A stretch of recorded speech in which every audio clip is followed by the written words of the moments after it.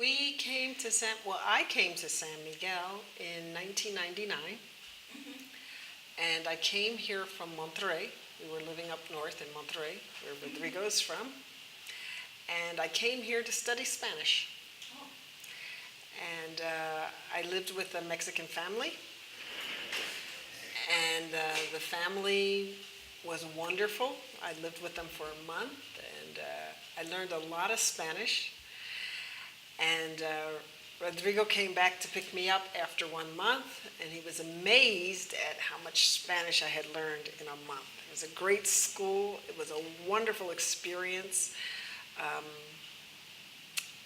I remember the first night when he dropped me off, we came in the evening, and we were coming down the Salida a Querétaro, and the lights were like a yellowish lighting, and we were like, this city is magic. You felt the magic, like just coming into the city. And I got to stay for a month with this family, learned a lot of Spanish, and fell in love with San Miguel immediately. So when Rodrigo came to pick me up, I asked him, which house do you want to buy? Because I had been house hunting every day after class. And he's like, you're kidding me. You're not going to live in San Miguel. Are you serious? And I was like, why not?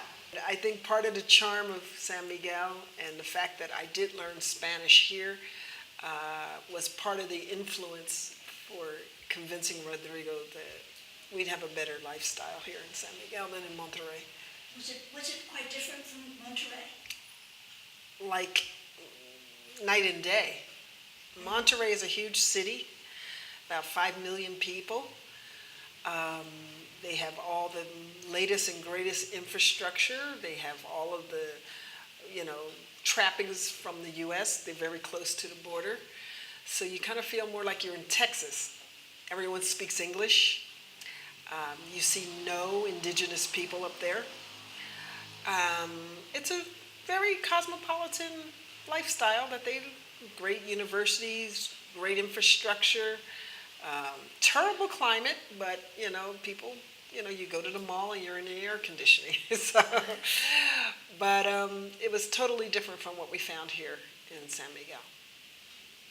We bought the house in 2000.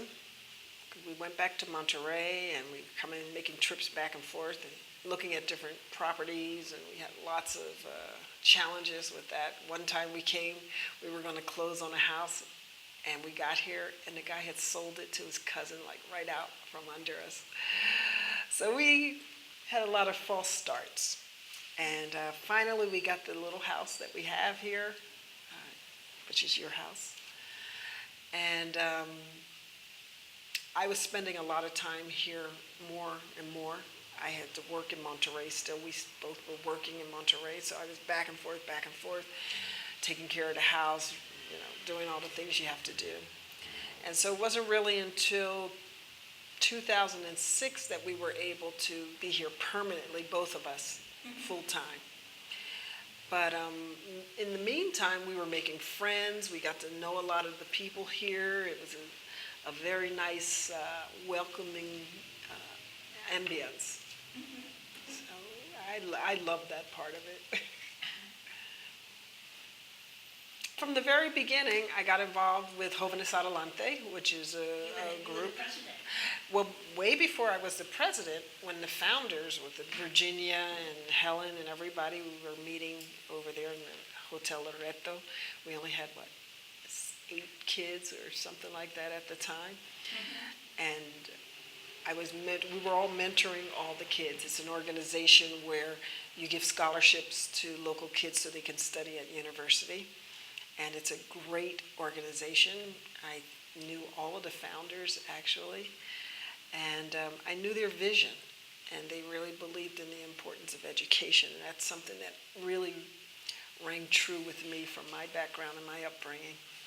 So I decided to get involved with them. And over the years, it just kept getting deeper and deeper and deeper into it. I loved the kids. I loved all of the work that was involved, watching all the volunteers rally around the kids and doing the services that they did. It was a very positive atmosphere, a lot of work, raising money, and it's hard to raise money for a kid who has a beard and is in university as opposed to maybe a kindergarten kid. It's like, oh, I'll give you some money for this one, but for that one, no. So it was always a challenge with the fundraising, but we managed, and we embraced these kids in a way that they could have success. So I think social circles begin with Jóvenes Adelante more than anything else here, and the family that I lived with, of course, the Mexican family. And then came the Baroque Music Festival, or that was kind of in the middle of... That came much later. In Jóvenes Adelante, we really enjoyed mentoring some of the kids. We mentored them for 5 years. And then we take on another one and mentor that one for 5 more years, and then take on another one. And through their whole university career, we were mentoring these kids, which were just fabulous. And eventually, I did become the president of the organization. Mm-hmm. And my vision for the organization was really based on the wonderful relationships I had with the founders when I first came, and understanding their vision and how important education was to them and what they were doing. So I felt, as president, I would try to keep that vision on track because there's a lot of distractions. And so... Can I ask a question? Sure. Just wondered, how did you get to Monterey? What was your professional life there? And what was it in the States before you left? Okay, so backing up a little bit. I came to Monterey, Mexico because of this guy here, Rodrigo. I really didn't know anything. I was working in Japan. Both of us were working in Tokyo. And we met each other at a conference.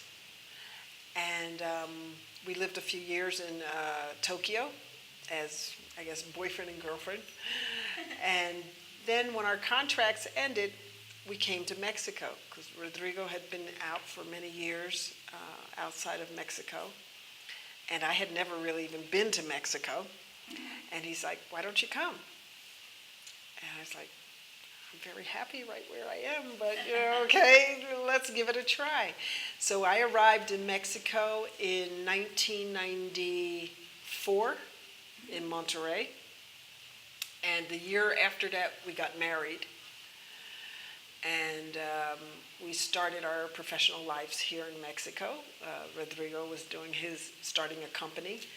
And I was working as an English teacher at the Instituto Mexicano Norteamericano de Relaciones Culturales, which was a wonderful organization all throughout Mexico, a very well-established cultural organization.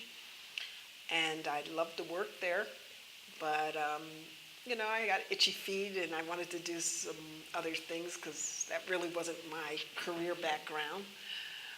But once all the paperwork is done, your immigration papers, your marriage papers, your working papers, and everything is settled, then you feel a little more free to go about your life and do the things you love. So I started a export business. I started traveling all over Mexico because I love handmade things. And I fell in love with textiles, with the ceramics here, especially the Talavera from Puebla. I spent a lot of time in Puebla investigating the different types of ceramics and things from the colonial period. So my first 6 years or so in Monterey, I ran an export business where I would gather very fine handmade merchandise and send it to the U.S., where my sister would sell it. And we had a wonderful shop in Washington, D.C., right near Antique Row. And it was really a nice business, and it was going very well. And I got to travel. I got to learn a lot about Mexico. I got to try my Spanish, which was terrible at the time, but it didn't stop. And we discovered so many treasures. I mean, just beautiful things. There's nothing like having a handmade coffee cup that you can drink out, or a handmade scarf, a hand-woven scarf, So everything that we sold, I absolutely loved. So it was like, I keep one for me, and the other ones go to the store, and I keep one for me, and I give those to the store. And we used it as an opportunity to travel and learn a little more about the history of Mexico and the arts and everything. And so that was going on in Monterrey. And my sister decided to move to a mountaintop in Colorado, and I had to close the business because I didn't have a representative on the back end. So once we closed down that business, I started a newspaper in Monterrey, an English language newspaper. And that's kind of where we kind of met and became friends because of your help, and your enthusiasm. And Bob, just that was a leg up to launch this newspaper because I really didn't know what I was doing, but I felt the need. Monterrey, like I said, is a huge city. They have a huge foreign community. We had 44 different embassies, consulates that we were working with up in there. So we were getting information from all these different countries and putting it out to the foreign community on a weekly basis, kind of like the Atención here. It was a weekly newspaper, but it had more news because there wasn't so many arts and things going on in Monterrey. So we would report news, and the idea was to let the foreign community understand what's going on around them in Mexico. So we had a financial section, we had a education section, we had a political section, we had a calendar, which wasn't very, like we have here, like Que Pasa or something like that, but it was a calendar of activities that people could do, cultural activities around Monterrey. And Rodrigo ran the calendar, actually. I would like to just try to put a time perspective here. Stephanie moved to Mexico in 1994. In fact, we moved together. And from 1995 until about the year 2000, 1999, she ran the business, the export business, that closed, I think, in 1999, 2000. Mm-hmm.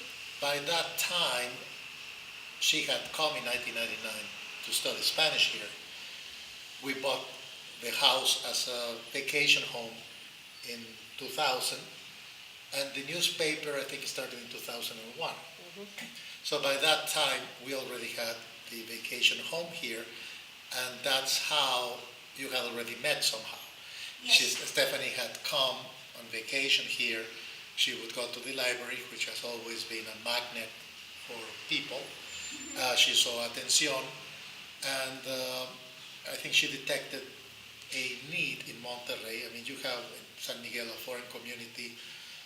I do not know the exact size, but somewhere between 10 and 20,000 people, and Atención serves that community. In Monterrey, you have about 100,000 foreigners with no newspaper that caters to their needs for information. So there might be a lot of cultural activities in Monterrey, just that the foreigners do not know about them. Most foreigners who live in Monterrey do not even know that Monterrey has a very high-quality symphony orchestra. They do not know where they play. They do not know their calendars. And all the newspapers in Monterrey are geared towards Mexicans or people who speak Spanish. So if you're a Japanese family living in Monterrey with very little knowledge of Spanish, you're very isolated. And so taking the idea of catering to the information needs of that huge community, that's how the newspaper was born. But in terms of timeline, that was after we had bought the vacation home here in San Miguel. That was from 2001 to about 2005, I think, something like that. Okay, sorry I interrupted. No. So that's what we were doing, newspaper. When we decided to come down here permanently, I had to, close the paper, of course. So that project did not follow me down here. And I did work at the Biblioteca for a while. Actually, they hired me to help regenerate the tienda, the store, the gift shop. And I had a wonderful experience there. It was a lot of work, but we did some great things there, I think, to turn it around and put it on the right track, which really needed to be done. And then after that little stint, I pretty much went full-time with Jóvenes Adelante.